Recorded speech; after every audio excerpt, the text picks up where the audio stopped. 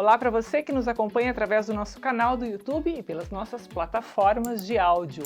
Hoje nós vamos falar sobre uma doença que atinge cerca de 20 a 25% da população adulta no Brasil, que pode ser operada com tempo mínimo de internação, mas que, se não for tratada de forma adequada, pode ter seu quadro agravado.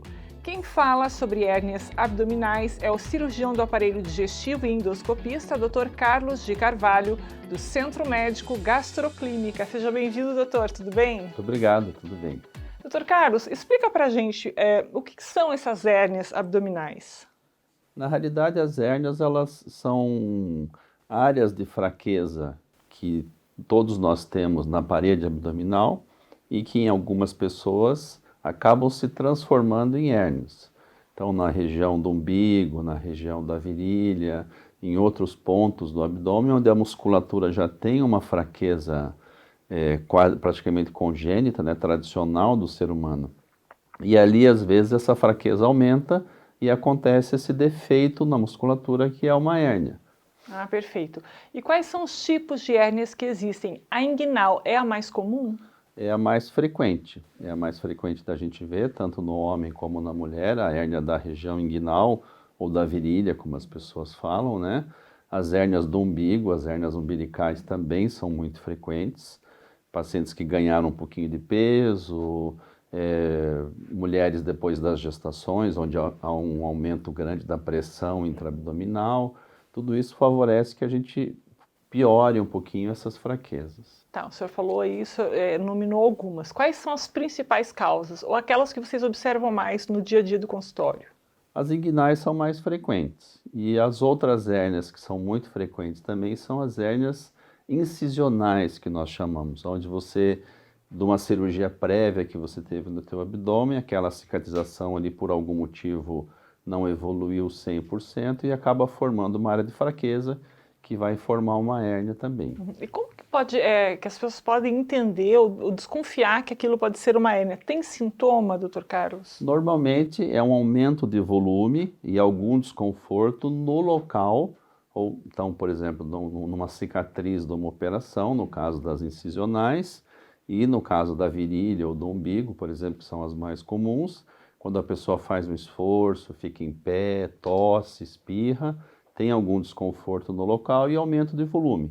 E esse aumento de volume, normalmente ele piora no esforço e ele melhora no repouso. Então a pessoa, quando levanta, aparece o volume da hérnia, quando a pessoa fica deitada em repouso, esse volume desaparece. Tá, é o momento de procurar um especialista. Qual é o especialista que a pessoa tem que procurar?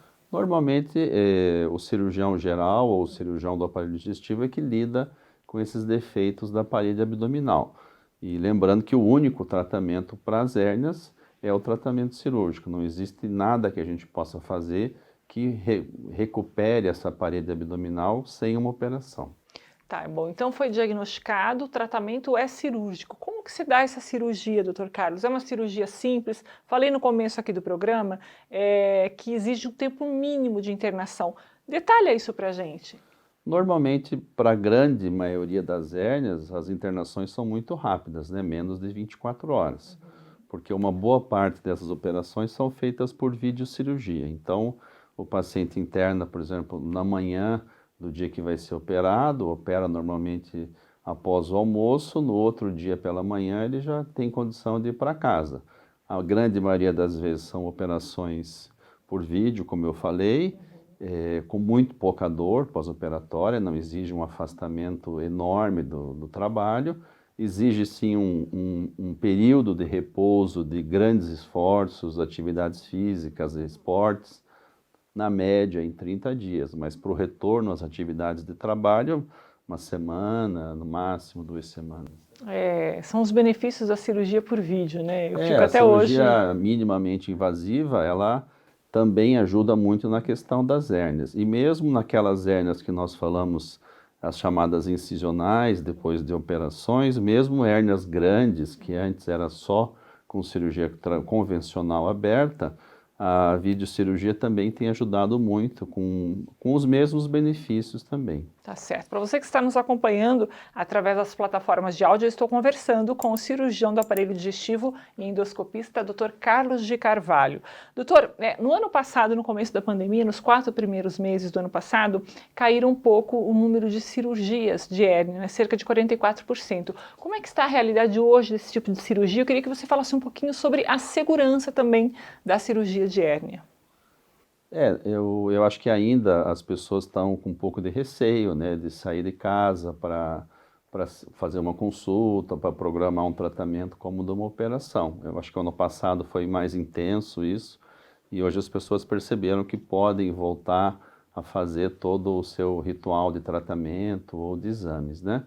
As cirurgias são muito seguras, porque a gente trabalha num ambiente hospitalar, normalmente sem o grande risco de misturar pacientes cirúrgicos com pacientes clínicos, né? Por exemplo, da questão do Covid. Então, isso permite que a gente consiga trabalhar com bem mais segurança para esses pacientes que precisam de operações como essa, operações de um dia de internamento praticamente. Então, a gente se sente bem seguro para fazer isso. Perfeito, doutor Carlos. Vamos falar um pouquinho dos riscos para quem tem o diagnóstico tardio e também as consequências para quem acaba postergando a cirurgia. O que pode acontecer?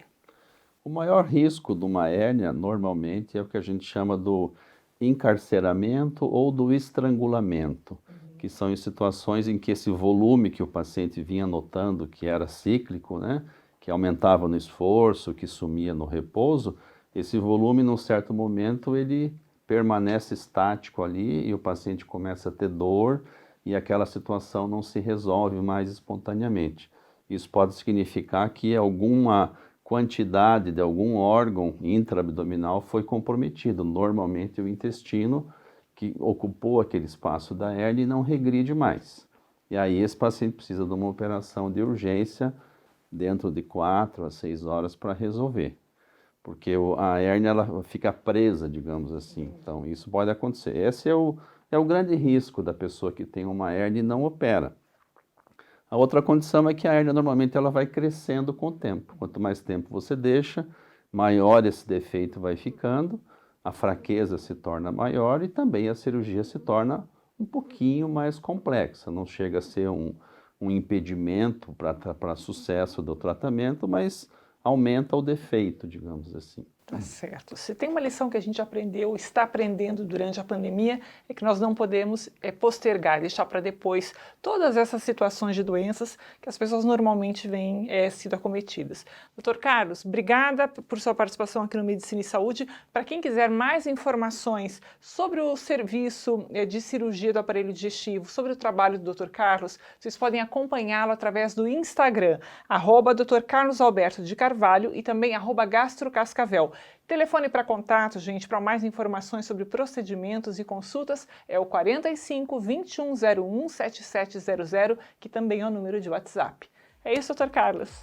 Obrigado. Eu que agradeço. Uma boa semana para o senhor e para você que está acompanhando a gente ainda. E se você ainda não fez a sua inscrição em nosso canal, vai lá, TV Medicina e Saúde. Boa semana, até mais.